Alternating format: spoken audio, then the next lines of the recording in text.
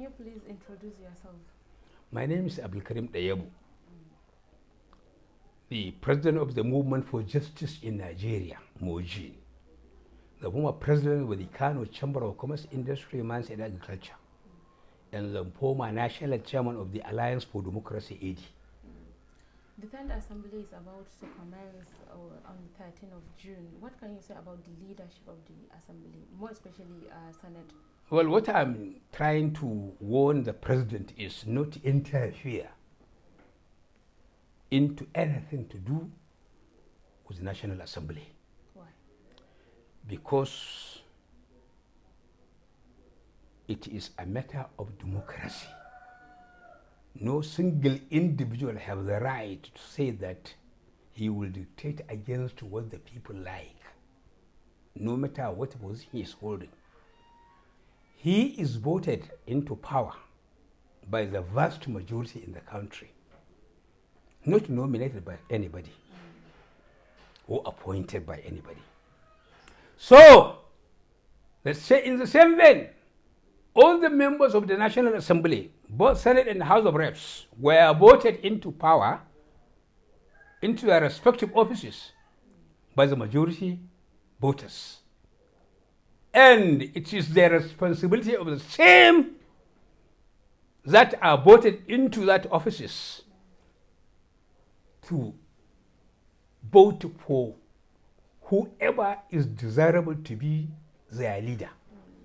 Not just the president or anybody outside. So, if democracy is anything to go by, if justice is anything to go by, it is the responsibility of the Senate to elect whoever is most desirable to be the Senate president, and not the president of the Federal Republic of Nigeria. So don't you think Tinubu's voting for one particular candidate will help him to strengthen his government, as in how he's going to run the government? That was why he's rooting for one particular candidate. Look, my friend, what they have been saying is that hence the president and vice president are Muslims, the Senate president should be a non-Muslim. Why? To balance the equation? Or what? Now, what is the balance in democracy? Look, if you are really practicing democracy, there is no need of saying that balance here, balance there. The balance is already balanced.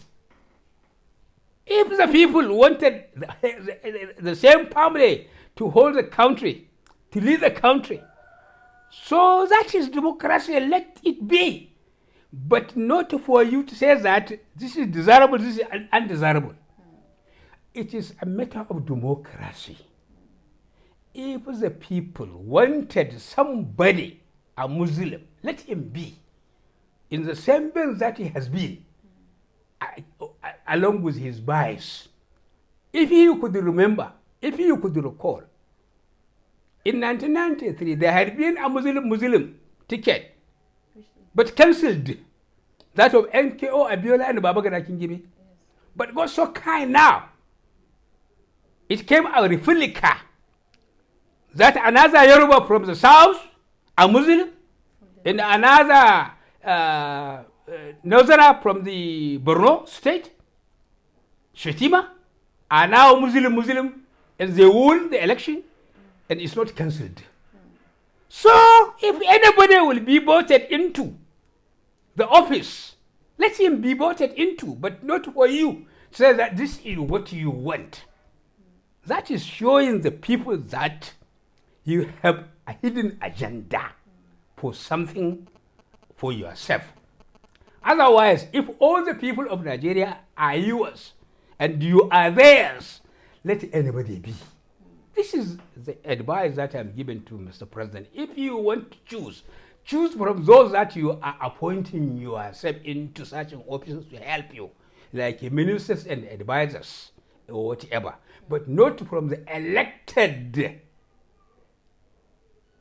Senate or elected House of Reps. So don't you think people will say you are rooting for one person or one candidate? Let anybody think of anything. I have the right to say my understanding about things. I am a politician to the core. I have been with Malam Aminu Kano after his death. I have been with Chief Obafemi Awolowo. I have contested an election during his time to become a senator in Kano Central Senatorial District. And I had gone through all the agencies, the court, the SSS, the police. They have investigated everything about me and they cleared me to be non-criminal throughout before I was allowed to be a candidate. So is there And now, most of the people, if not all of them, are criminals. That's why I call for reshufflement of virtually everything. Judiciary,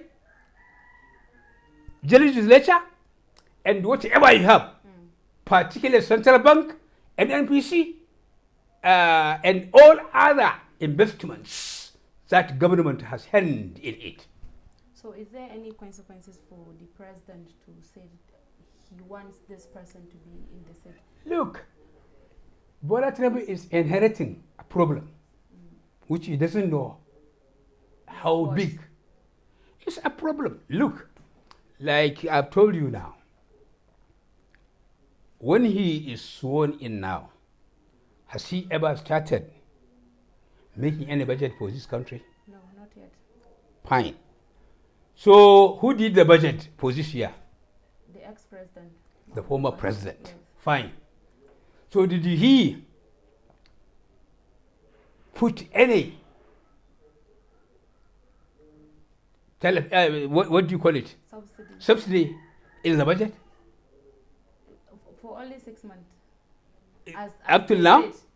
As they said, it's only for 6 months. So whatever, even it is not there, the subsidy.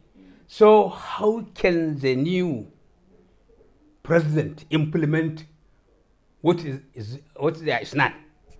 There is no. So he has to be clever enough to understand that is past problem he is facing. Because most of the people, if not all the people in Nigeria, are looking at him for the guilt. While he has inherited it, there was no provision for the subsidy, and there is no way for him to implement it. And after all, what you call subsidy is a lie. There is something like subsidy. There is nothing like subsidy. We have the oil ourselves, we have the refineries ourselves. Why don't we But the refineries refine all the kind of fuel that we need instead of, but look, do you know what is subsidy? Subsidy is something that you can buy 1 million and sell it 700,000 to your people. But you have your own oil. You have your own refinery. Why don't you? But the refineries are not working. Why don't they work? He said, Buhari said, he has given $1.5 billion to repair a refinery. Which one is repaired now? None. So why is the 1.5 billion? Or go and ask him, am I telling him the lie? Is he not the one who said that he has set up this and given it to the people concerned? What about the Minister of Justice? The properties that they said that he owned of 147 billion naira. What about the EFCC? Which the governor of Zamfara said that it is because he asked $2 million from him and refused to give him. That's why he said he has looted 70 billion. Or is it 700 billion? Whatever may use the case. So he advised that everybody from top to bottom has to be purged to make sure whatever is looted from government is recovered fully. If justice is anything to go by. So if the new president wants to succeed, he needs desirable people who can assist him to appoint a judicial commission of inquiry with all powers, judiciary, to investigate everybody, from the president to the entire family, to the cabal, to all the appointees, particularly the Central Bank, the NNPC, and all others, to make sure that whatever is misappropriated is fully well recovered, so that everybody is compensated from within. So, if only that can be done, then he can be a true leader and not a ruler. Otherwise, people will start to be suspecting him that he is just joining the bandwagon, going to do the same thing that he inherited, that people before him have done, particularly from 1999 to 2023.